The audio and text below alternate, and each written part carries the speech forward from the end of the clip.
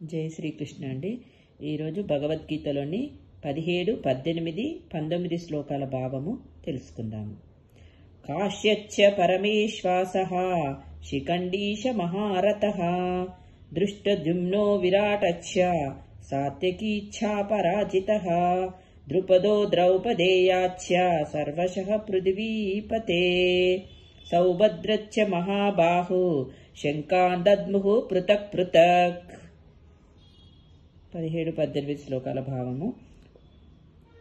గొప్ప విలుకాడైన కాశీరాజును, మహాయోధుడైన శిఖండియు, దృష్టద్యుమ్నుడును, విరాటుడును, అజేయుడైన సాత్యకియు, ద్రుపదుడును, ద్రౌపది పుత్రులను, గొప్ప భుజపరాక్రమము గల సుభద్రాపుత్రుడు మొదలైన వీరులందరూ తమ తమ శంఖములను పూరించిరి అని ఈ 2 శ్లోకాల భావము.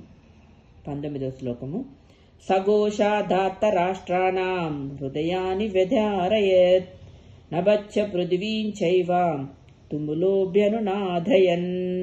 వివిధములైన ఆ శంఖముల ధ్వని మిక్కిలి భీకరమయ్యను.